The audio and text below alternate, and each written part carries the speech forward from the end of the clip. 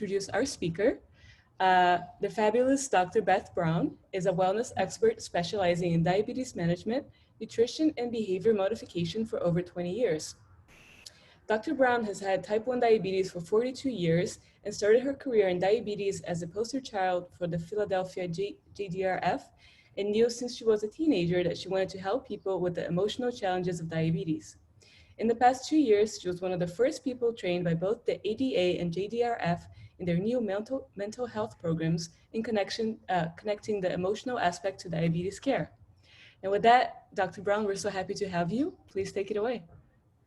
Thank you so much. Thanks for having me, and thank you for joining us, everyone. I know on a beautiful Saturday, it's a little hard to sit inside and talk about such important topics, but diabetes burnout is a biggie, in my opinion. So let's get started. That's sometimes how we feel on the inside, like our body's on fire and we just want to burn the diabetes, do we not? So I don't mean to self-disclose too much, but I want to give you a bit about my history and how long I've dreamt about talking about diabetes and helping people feel better. This is a picture of me a year and a half after I'm diagnosed. I am 7 there. I am standing next to Lee Ducat. She's the one sitting at the microphone or standing at the microphone, and she's the founder of the Juvenile Diabetes Foundation. And the woman with the medal next around her is Andrea McCardle. Those of you that are too young to know her, she's the original Annie. And they used to prop me up on stage and allow me to be the cute poster child for diabetes, saying, oh, taking shots is easy. And it's no biggie if you have low blood sugar, whatever. I got to meet all these fun celebrities and talk about what it was like as a little kid to have diabetes. I was in 1st grade when I went to my first diabetes camp. It was 1976. And at our diabetes camp, we sat around in a circle and tested our urine that way. So big technology in my day was when we got our finger prickers at home. You could only do this at the doctor's office. And huge technology was when I was about 30 and went on the insulin pump. That was life-changing in my opinion. And now to come to 2020, and in January, I started a closed loop system, the tandem with the Dexcom, and it's just amazing to be in this day and age where diabetes, it's certainly not easy, but it's easier. And I've definitely gone through my shares of burnout. I was a rebel. I ignored my diabetes, and now it's all I talk about. So you can imagine what dinner's like with me. How many of you feel this way? Diabetes 24/7, right? Oops. 24/7, it is the uninvited guest that won't leave. Did anyone sign up for this? Anyone, you know, like, yes, please give me type 1. No, we didn't ask for this. We didn't interview for this job. We didn't want to do this, but here we are doing it. And hopefully most of you are killing it. It's a job we didn't ask for. It's the 24/7 habit that we have to keep that keeps us alive. So can you relate to this, especially in today's status? Managing type 1 diabetes is easy. It's like riding a bike, except the bike's on fire and you're on fire and everything else is on fire and you're going to hell. Well, don't forget the pandemic while you're at it too, and you can't touch anything and bring your mask. And, you know, diabetes is a constant I like to say challenge. It's a constant challenge that we're up against. And when patients ask me how long I can go without thinking about my diabetes, I tell them an hour, because that's how long I'll see patients in my office for a session. And for an hour, I'm thinking about them. But that hour only happens if I'm not beeping on my Dexcom that I'm too high. I'm not beeping that I'm too low. I'm not beeping that I'm out of insulin, or I didn't charge my pump enough. And in the world today, with what we're up against in this pandemic, when you have to remember your mask, your hand sanitizer, your gloves, your this, your that, and your low blood sugar candy, and this and that, it sometimes feels like it could be utter hell. Excuse my language, but it feels like hell sometimes. So how do we know if we're in diabetes burnout? Well, the easiest way is there is a survey online you can take. Many of the diabetes educators or doctors are giving these surveys, but the other way is to look at some of these symptoms. The biggest symptom is you have a decreased motivation in your daily diabetes care. You want to take a diabetes vacation. How many of you know that one? It's not the same as a vacation to Mexico or the Caribbean. It's more like, yeah, I'm not testing today. I'm not checking my numbers. I'm not wearing my pump anymore. You have a increase in your A1C, or a reduction in your time in range. You avoid wearing your devices, such as your CGM or your pump, or you just refuse to treat your high blood sugars. You're avoiding your doctor's visits because you don't want to deal with it. You are worried they'll judge you. You hate your diabetes. You know, a lot of us live with it and accept it, but you hate diabetes. It's like a giant F you, diabetes. That's burnout. You feel completely helpless or out of control. How many of you, by a show of hands, go through that sometimes? I can see some of you. Feel like diabetes gets in the way of life. What do I mean by this? My favorite one is I get up early, I want to go to my workout class, and I'll go back when the gym opens. And I'm about to walk out the door, I have 10 minutes to get there, boom, the low blood sugar comes. Yeah, that's my favorite. And I don't like to drive when I'm low, or you're out hiking with your friends and you're at the toughest part of the hike and the low comes in. You're eating ice cream, you're about to go eat ice cream at your favorite gourmet ice cream place, and the high sets in. Or you want to wear a tight dress and you have nowhere to put the pump. Gets in the way of life. The lows, the highs are at the most inconvenient time. Let's talk about some of the causes of diabetes burnout. Well, I think it's very important to talk about causes because they're a little different for all of us. Well, this is the most obvious one. 24/7 job. So you could tune out for a couple hours. I could tune out from now until tonight, but who knows where I'll be by 5 o'clock tonight, blood sugar wise. I could be 400 if I'm not paying attention. Then the idea that you have frequent out of range or erratic and unexpected blood sugars. I'll give you an example. I do quite a bit of presentations like this and public speaking when we're allowed to be back in public. And always right before I pop up, I'm a good 200. Today, I'm shocking myself and hanging at 130, but that's because I got lucky today. Or you're about to go on the biggest date that you've been looking forward to all week, and you hit 400, and you're tired, and you're thirsty, and you're not feeling sexy for your date.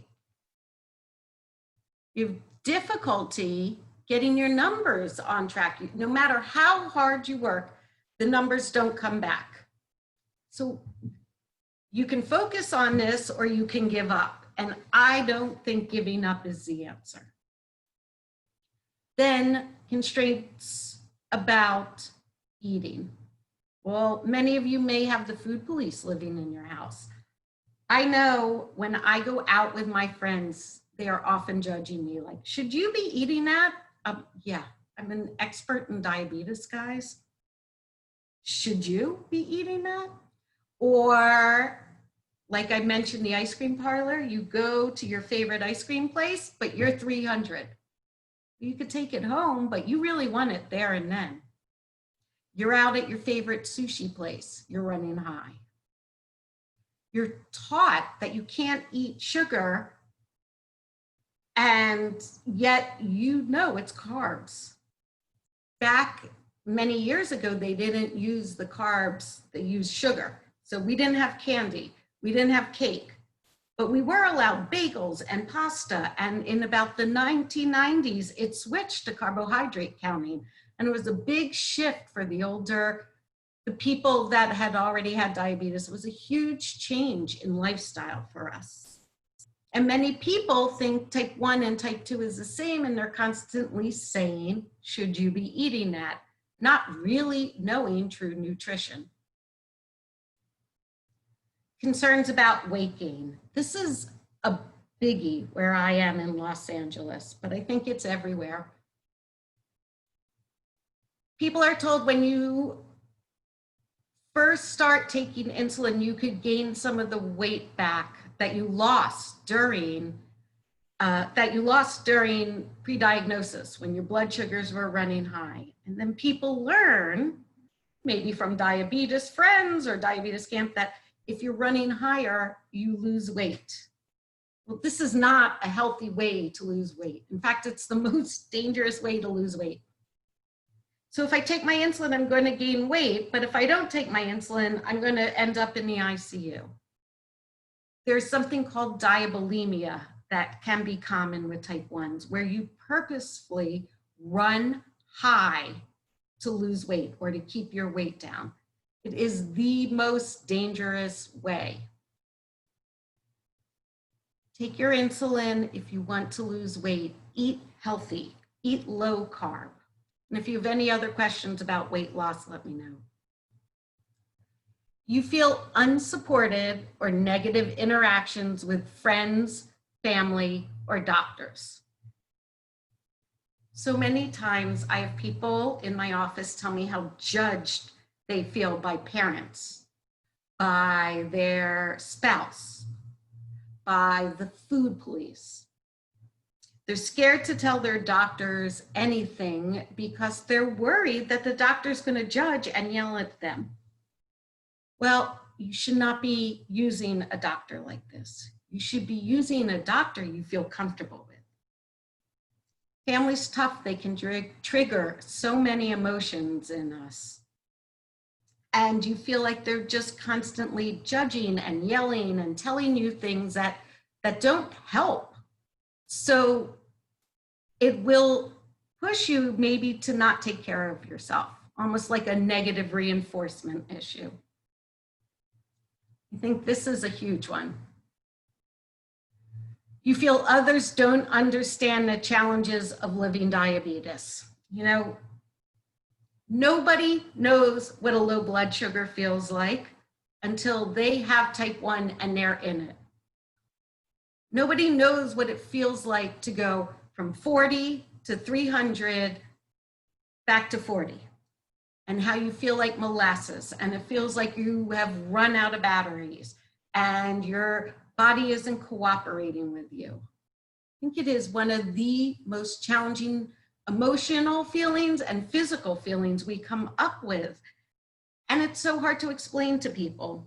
I've tried over and over to explain to people what a low feels like.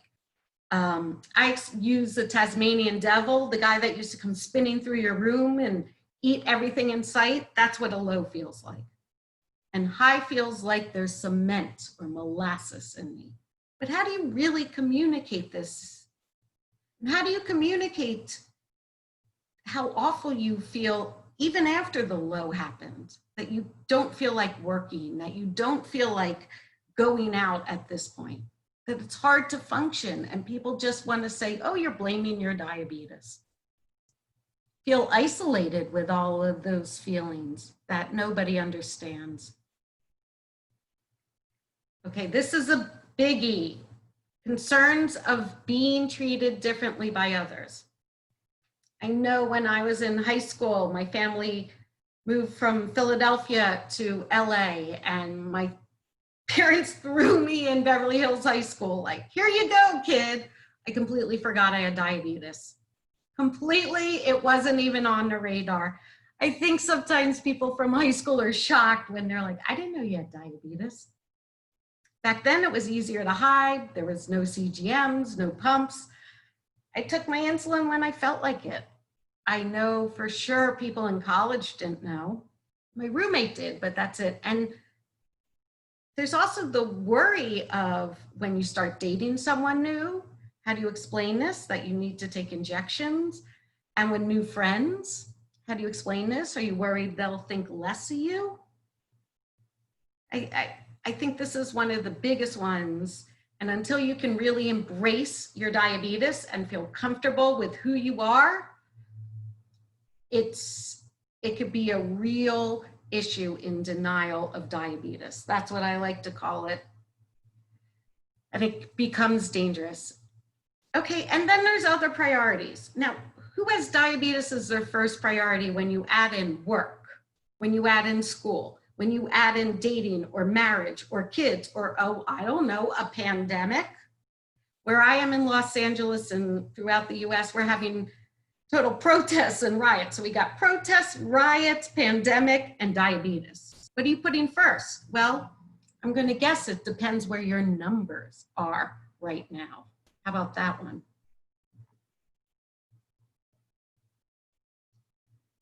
You see a fully functioning individual. What you don't see is the insulin injections I need to take today to stay alive. You see a smiling face. You don't see the tears I shed out of pure frustration from the ups and downs of blood sugars, despite trying to keep them within normal limits. You see someone who can make the disease look easy or effortless. You don't see the low blood sugars, the nights I lay awake, the teeny pinholes in my fingertips. You see someone that's alive and well. You don't see the battles and the obstacles I had to overcome to get to this point. This is meme I saw during November Diabetes Awareness Month. And I think it's such a good way to describe this, because those of us with type 1 diabetes, I think we're stronger than most. I think we are walking around smiling and acting like everything's okay. And people on the outside, especially the people not in your home, they don't see this. They have no idea. You know, if people were to describe me, they would say, oh, we had no idea how hard it was. It's a battle, it's a challenge, but look at you. Look how well you're doing. Look at the effort you made to sign up for this event and to come here. That's showing self-care, guys. That's showing that you want to be better, that you want to be stronger, that you want to take care of yourself. And I know we don't always have the inner strength, but kudos to you for coming. All right, we're going to shift gears for a second here and talk about depression, because it's a happy topic, right? Talk about depression because I am a psychologist. I'm actually a health psychologist. And what I studied in school was how mood affects our health. Who ever imagined when I started study, I didn't imagine that depression has such an impact on our health. So when you have some of these symptoms for over 2 weeks, this is when you need to get some help. Feeling pessimistic, sadness, guilt, or feeling worthless or hopeless. You're having extreme fatigue, insomnia, early morning waking up. During this pandemic, I take sleep intermissions now. Find out wonderful things in the news during sleep intermission. I know insomnia has been a big issue for us during this pandemic. Trouble concentrating, remembering details, and making decisions. Your brain's not working in the same mode. It's not firing, as they say, on all cylinders. A loss of interest in things that were once pleasurable. What do I mean? You're a guitar player. You love playing guitar. But when you're depressed, it's just too much effort. Or you love going out with your friends dancing and you don't want to. Or you're a jogger. Can't get yourself out and get those running shoes on. Or you love cooking and suddenly you're just eating cereal. That's a really big sign. Another symptom is overeating and appetite loss. Many people, when this pandemic started, they also allowed the Keebler Elves to move in. Ben and Jerry came. I know they came to my house. We had a big party. Appetite loss. Some people completely lose their appetite when they're depressed. And when you're not eating in a depressed state, you don't have fuel. The overeating comes because it's a way to numb yourself. It's something else to focus on besides your sadness. What can I eat? What's next? And the eating, especially sugars, like I found the sugars in the Keebler Elves, they go to the part of the brain that releases dopamine, the same part of the brain and the same chemicals that are released when you're taking heroin. So that's why food becomes such a big issue during a depressed state. You have body aches, pains, and headaches that won't go away. You know, my back's been hurting for weeks. Well, it's a lot easier to focus on your back than your sadness. Gives you someplace else to focus. You're having digestive issues because the body's not working as well. It's hard to sit still, you're restless. And then most importantly, suicidal thoughts or actual plan. You know, it feels like we're in the apocalypse and at the end of the world. And I always joked with my family, if I find out the big bomb is coming or the end of the world is coming, I'm going to Dunkin' Donuts without my insulin pump. Okay? Well, okay, fine. I had a half dozen Krispy Kremes when my neighbor brought them over, but that was over 3 days. That's as far as we got. But how do you know if someone's genuinely suicidal in your life? Because suicide is up now by 30%. Do they have a full plan that can be carried out? This is an example. I want to kill myself. I'm going to take 50 extra units of my insulin. Then the therapist gets concerned because that is something that can be done with someone for type 1. Or I want to kill myself, I'm not taking my insulin for 3 days. When it's just something we call suicidal ideation, it is, I'm going to kill myself, I want to kill myself, I'm going to get a gun and you don't have a gun, or I'm going to take cyanide and there's no access to cyanide. You really want to look and you really have to know when to reach out for help, because while sometimes we get so down on ourselves, it will pass. It gets better and there's so much help for you out there. So I don't want any of you getting to that point and giving up. So what happens when we have depression and it affects our health? Depression in type 1 can lead to decreased motivation in taking care of ourselves. If we're depressed because we lost a loved one, or we're going through a horrible breakup, or we lost a job, diabetes comes so far down the list. For sleep, like we talked about, appetite, low self-esteem, which looks like loss of confidence in the abilities to take care of oneself. Lack of self-care. I have clients when they're really depressed, they stop showering. Yeah, it smells great in here then. Or they're not brushing their teeth, or they're not taking their other medications. Their A1C is higher.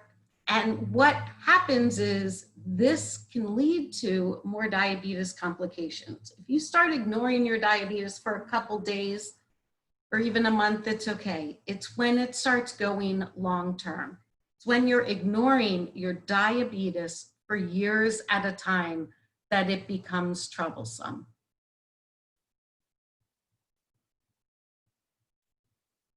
Burnout and depression. I don't mean to be dramatic, it's a deadly combo. When a person with diabetes has depression and diabetes burnout, because they're not the same, they look similar, but they're not the same. The results are higher A1C and higher risk of complications. Now here's a biggie. People with diabetes are 4 times more likely to deal with depression or anxiety. And then it becomes which came first, the depression that caused my diabetes? No. There's a couple reasons why we're more likely to have depression. First of all, who asked for this? Who wants this? Diabetes. I mean, it's a lot to deal with. It's like we've covered 24/7. It gets in the way. But also, our brains are working differently and can be greatly impacted by diabetes.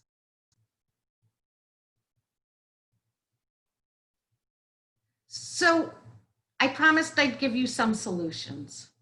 Let's start here. Where are you getting stuck? See the guy trying to push his car out. Where are you getting stuck if you're having diabetes burnout? And these are just a few suggestions. I have tons. Are you not checking your glucose? Okay, if you're not checking your glucose and you're not using a continuous glucose monitor, the Libre, the Dexcom, is that a possibility? Would that be worth doing? Because honestly, it makes life so much easier. All you do is insert the Dexcom every 10 days or the Libre. And yes, you're wearing something, but life is so much easier and control, in my opinion, is so much easier. Are you not bolusing or taking your insulin when you should be? Because you don't like whipping out your injections everywhere you go. Well, would a pump make this easier? Or if you burnt out on your pump, would going on a pump break make it easier? If you're sick of your pump falling out of your pants or your bra, or it's fallen out of everywhere from me, usually at my biggest points of making a presentation, it'll come sliding down, or I bend over, I'm on a hot date in my little skinny jeans and it comes slipping out of the waistband. If you are just so fed up with your pump, would it be nice to take a pump break? Okay, a lot of people that end up in my office have a fear of hypos. And why does this happen? Well, the hypos are uncomfortable, right? Anyone say, yeah, I'm low, woohoo. The hypos, for some people, can become very dangerous. People are having seizures. People are passing out. I saw one young lady for a couple years who, when she was very young, she had a seizure at age 5. And for the rest of her childhood, she feared a hypo. We had to work with the anxiety reduction. And the other thing we did, which made life so much easier for her, she had the Dexcom and it would start buzzing at 70. Well, if you're 70 and your arrow's going down, you're going to go low. But if we set it at 100 with the arrows going down, you have more time to catch the low and less time to get into danger. Does that make sense?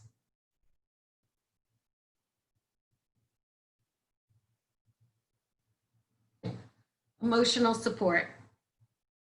Oh, it sounds so touchy-feely, I know, but it's true, because emotional support, I think, is like third after CGM and knowing your numbers, and most importantly, insulin. So what you're doing here today, I found a good camp picture there. What you're doing here today, this is emotional support. Psychotherapy, whether it's group therapy, whether it's one-on-one, whether it's online, it helps. It helps reduce anxiety. It helps reduce depression.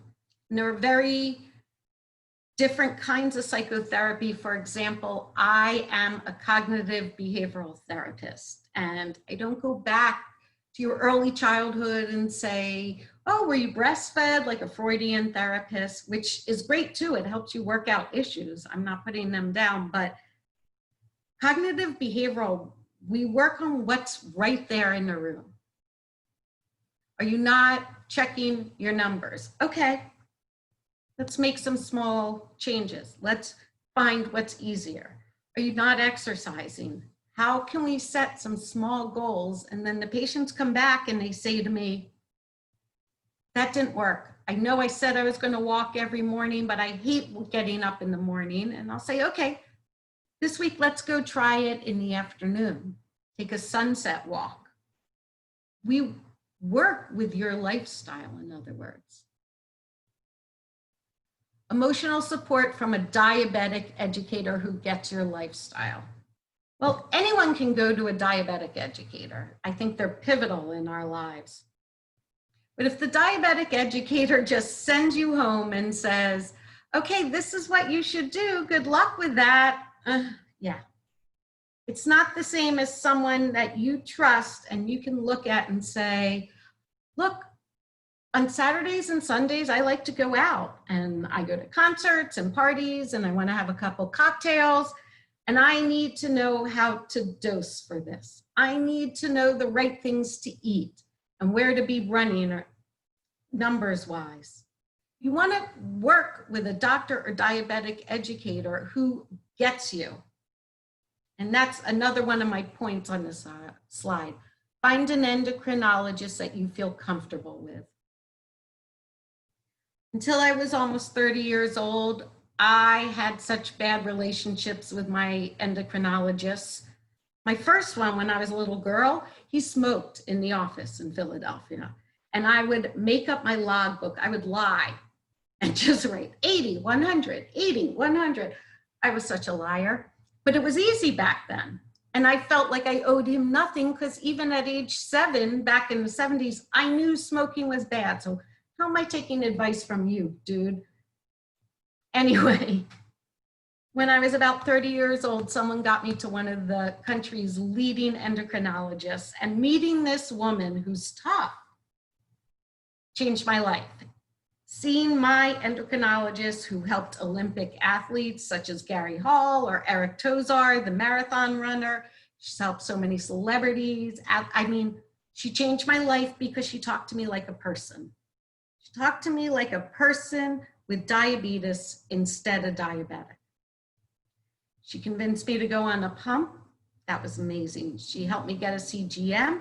She helped me set realistic goals. And it was so much better to have her in my life. It was the biggest change I made, and it ended my diabetes burnout, my diabetes distress, any rebellion, because she had such respect for me and such confidence in my ability to take care of myself that I wanted to be healthier. Get a diet buddy. I don't know if my diet buddy's out there watching right now, but when I was in my mid-20s, I joined a women's group. It also covers support groups. Met about 30 women with type 1, and I realized I'm not alone. These women became my sisters. We were like a sorority, women of all ages. I think I was the youngest one in the group. And we became friends, and we're there for each other. And it's not the typical friends you would pick. You have diabetes in common and you get each other. But when I'm having a crap ass day, I can send a screenshot to my diet buddy, 400, 2 arrows up, or she can send me 50, 2 arrows down, and the zigzags, and we make each other laugh. And when my therapist in my diabetes group retired, I took over the group, and I have about 10 women that come, and I see the sisterhood developing with these women and how they like to joke and keep a group text and ask questions, most importantly. Hey, do you think this is a good idea? What insulin do you like for this? And it's friendships like you've never had in your life. Attend diabetes events. This, like I said earlier, self-care. You learn so much. You feel so supported. There's over 700 people signed up here today. 700 other people with type 1. We're not alone. And it's one of the world's greatest communities I've ever met. Oh, I have goosebumps from that. Okay, this is important. Look at your village. Who can you ask for help? Which friends, which family?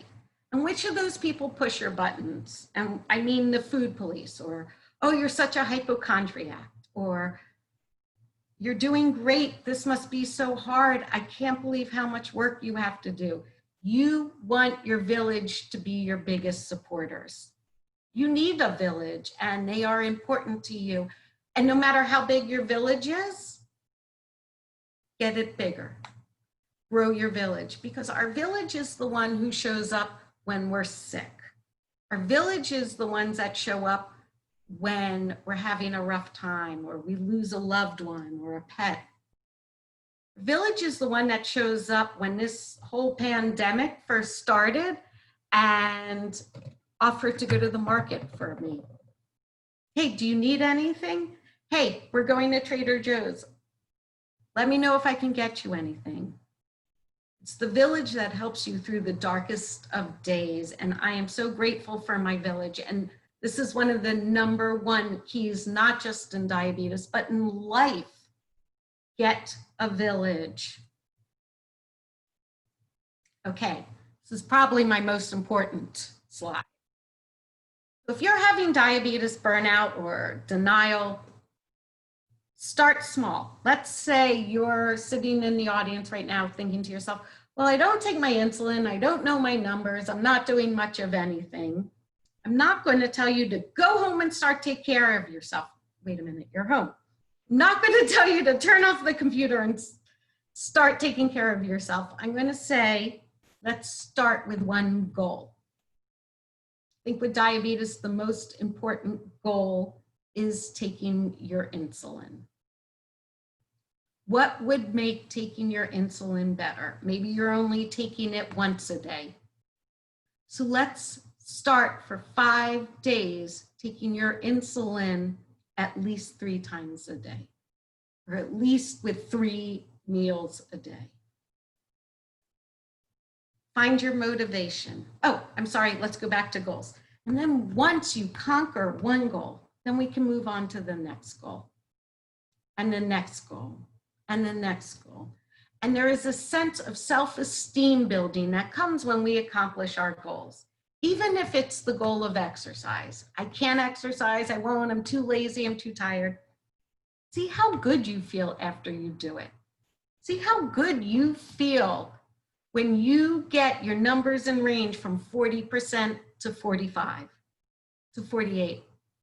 You know, I have to keep confidentiality in my office, but when I'm working with people and they send me a screenshot, 60% in range, 80% in range, and I know where they were last week or the week before or the month before. I want to take a picture and hang it on my wall. I'm so proud, and I know more importantly, they're proud of themselves. And so small, measurable, and obtainable goals. Do it for a week, 2 weeks, a month. Don't just, I'm going to take care of myself and do everything. It doesn't work. Okay, number 2, find your motivation to be healthy. Maybe you're thinking you want kids one day. Maybe you bought a new car and you want to be healthy enough to drive it and have perfect eyesight. Maybe you fell in love recently and you want to be at your best, or you got a new job, or you're taking classes. Find your motivation. It's key in your life. And then when you lose your motivation, refocus it. When I realized that I want to be healthy and I want to be my best person, that's what gets me up out of bed to exercise. That's what gets me checking my numbers, taking my insulin. That I don't want to be someone that has neuropathy. I don't want to be someone that isn't seeing well or retinopathy. I want to be my healthiest self because there's a whole world to travel. There's love to be had, and maybe it doesn't feel like that right now, but I know we're going to go back to fun. So figure out what you want and why you want it. Take it a day at a time. You know what? The good thing is with diabetes, each day is a new day. So if you were 400 all day yesterday, it's a new day, it's Saturday. You had a crap ass day today, 3 lows, 2 highs, you ate a whole bag of Oreos. Tomorrow's a new day. You'll be fine. Just start again, start again, start again.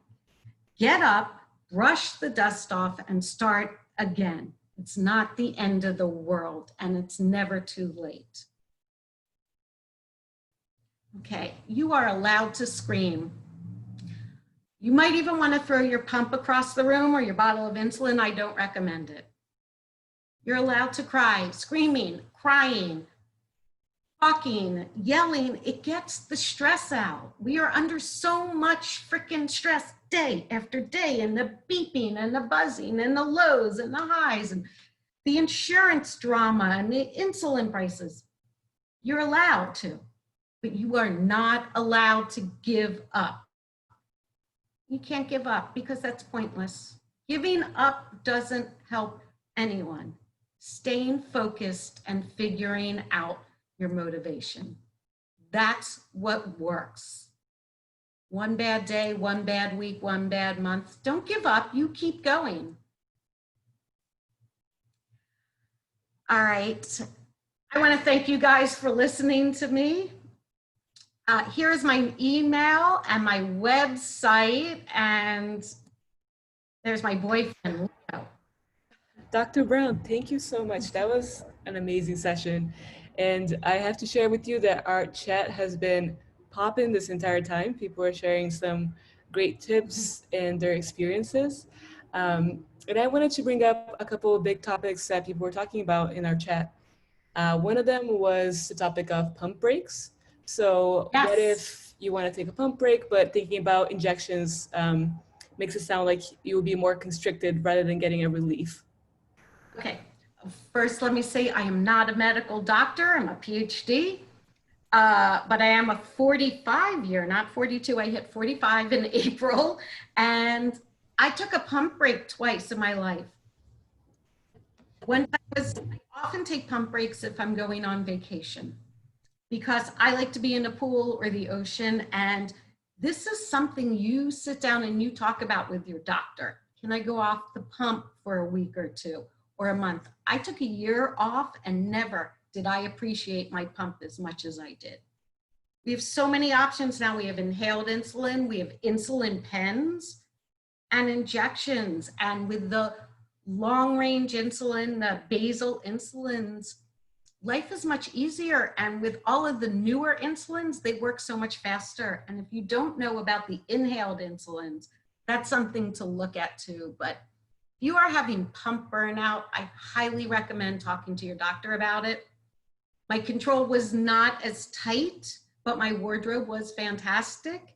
And then when I did go back on the pump, I mean, it was my best friend, the pump. I was like, I'm going to marry you, pump. So sometimes it helps, even if it's just for a few days, and now we're a happy couple. Awesome, thank you. Another question was, how do you find a village when you're an introvert?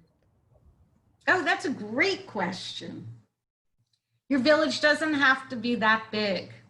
Your village can be an online community, but they can't bring you things. If you're an introvert, which many of us are, and it's easy to be an introvert during a pandemic, it's great. Think of your inner core of friends. Think of your immediate family. Think of your best friends. Think of 1 or 2 people in your village that you can really rely on. And then nowadays we have so many online groups. You know, for example, my support group, we're meeting via Zoom. Are there Zoom groups? Are there classes you can join? If you're an introvert, this time is for you to shine and find things online. But it is important to have human contact, not during a quarantine, but human contact, and look at your inner core, or maybe attend a workshop like this and meet 1 or 2 people. Awesome, thank you. And now we have about 12 minutes left. If people want to unmute themselves and put their videos on to ask any remaining questions, this is your time. And we are sharing Dr. Braun's contact info in the chat as well. I couldn't see all your faces before. Hello. Thank you for joining. You know, a question that many people actually ask me when I speak is, what is the biggest issue I see in my office? And as a therapist, many times I'm called by a social worker at the hospital to come help out someone in DKA. And when these, especially young adults or 18-year-old, 17-year-old, and when I get to sit down and talk with these people, they constantly tell me how hard diabetes is. Show me by raising your hands. Does anyone else feel that way? This is hard. Oh, like everyone.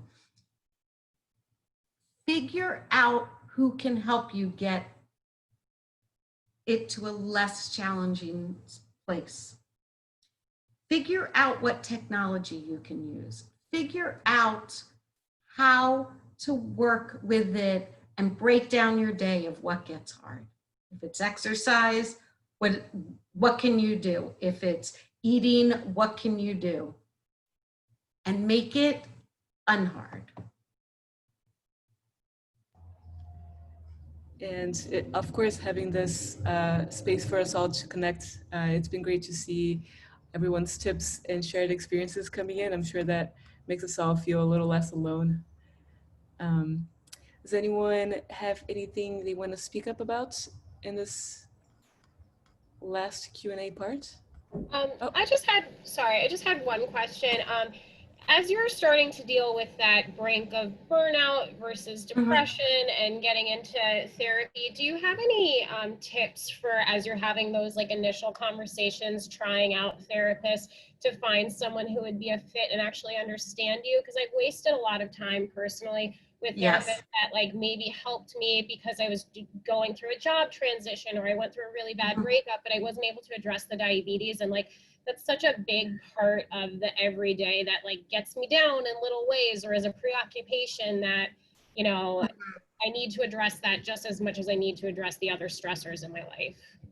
That is a fantastic question. People drive an hour to see me, which in LA traffic is ridiculous. They'll be coming from, that's an hour without traffic. So the reason people come so far to see me is I get type 1. So those of us in the States, there is a guide. American Diabetes Association put out a guide combined with the American Psychological Association of therapists that know type 1 and are trained in type 1. That's one way to work with a therapist. Number two, you know, I'm admitting this to people. I see a therapist, and the first time I was dragged in was as a kid, and my parents sent me to therapy. I go to therapy as a 13-year-old, and the guy has a big bowl of M&Ms out. And I'm like, this is a test, right? And I didn't have the wherewithal to say that, but you want to ask questions to the therapist of how much do you know about chronic illness, not just diabetes? How much do you know about dealing with something on a daily basis? You know, therapists are common now, but how much do they know about diabetes? And it's always good to ask your diabetic educator or your doctor if they work with anyone. And the other places you can look is JDRF. You want to know, my therapist does not specialize in diabetes, but he does specialize in chronic illness. So he has the perspective of people dealing with all kinds of issues. It's a great question, and it's very important because if they have no idea what you're talking about, so many times you are teaching them about therapy. Oh, I see someone chatting, the College Diabetes Network. Fantastic resource for those of you in college. It is great for introverts. It's great to talk to them. You know, those of us in the States, I don't know how it works in other countries, but Juvenile Diabetes Research Foundation and American Diabetes Association put on all kinds of classes online right now while we're in this situation, but classes offline and in real life when we're in normal times, healthy times, and they often bring in mental health specialists. I know yesterday I sat in a Q&A with a child psychiatrist in New York talking about children and diabetes and adolescents, and reach out to your local resources because they have so many people wanting to help you. I didn't catch where to find a therapist that had the type 1 diabetes background. Yes, American Psychological Association and the American Diabetes Association combined put out a book. And it's a guide specifically listing psychologists in your area. Thank you. Also, Psychology Today has a huge online guide where you can look if diabetes is one of their issues.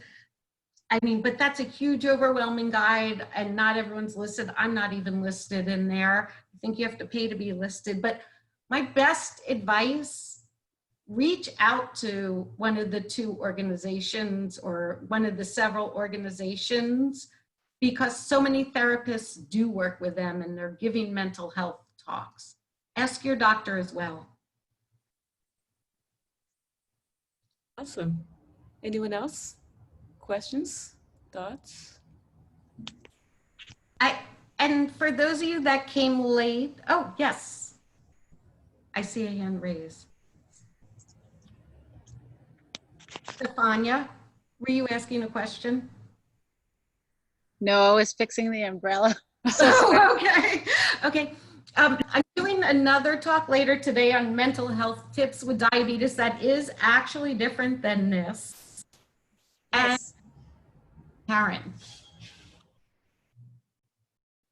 Hey, thank you so much, Dr. Braun. I'm sorry, I didn't mean to interrupt you. That's okay. Did you want to finish that? No, not at all. Go on. Okay, cool. I wondered if since you're in this line of work, if you know, I've heard about the diabetes focused therapists who are like, you know, like you, who speak at conferences and, you know, are sort of known in the diabetes community. Is there any movement because of the pandemic to allow insurance coverage for out-of-state telemedicine visits? Do you know if if any of those rules are relaxing at all, or because locally I've looked in my community for chronic illness savvy therapists and haven't found that. Thank you. Karen, great question. The therapists that have diabetic educator degrees, I believe, can go nationwide. I am currently waiting for test centers to reopen so I can take my exam. I've taken all the classes for diabetic education because I legally want to be able to sit with my patients and tell them what to do insulin-wise. I feel like I could teach the classes on diabetic education. But Karen, also, if you can't find someone, I happen to know Tucson, Arizona very well. I'm a wildcat, woohoo. Woohoo! And if you want to reach out to me, I can introduce you to a friend who works in the, not diabetes area, but is a therapist and maybe can help you out. I would start with the guides, the APA, ADA guide. I know in my Zoom sessions, I have people coming from all over, and it's great, especially in the diabetes support groups. Thank you so much. Of course. And looks like Skylar has a question. Skylar, go ahead. Nope, sorry. Okay. Hi, I actually needed to say something. Go ahead. Am I audible? Hello? We can hear you, Diksha. Go Yes. ahead. Yeah, hi, Dr. Brown. It's amazing to hear you talk. The presentation thank was you. just amazing. I don't have a question per se. I am from India and I'm a counseling psychologist myself who is trying to help people here with diabetes distress. I'm working with a foundation called the Diabesties, and your presentation gave me a lot of insights on how I can actually start helping people. We are also starting a mental health initiative here specifically for people living with type 1 diabetes. So I just wanted to thank you. My pleasure. My pleasure. Look, the reason I got into this when I was 14 years old, there were no hormones or anything, and then I was on NPH insulin, which made you crazy. And my parents called me the Incredible Hulk, because when I would go low, I could go into my room and like destroy it, being so dramatic. And when I was 14 years old, I threw myself down on my bed.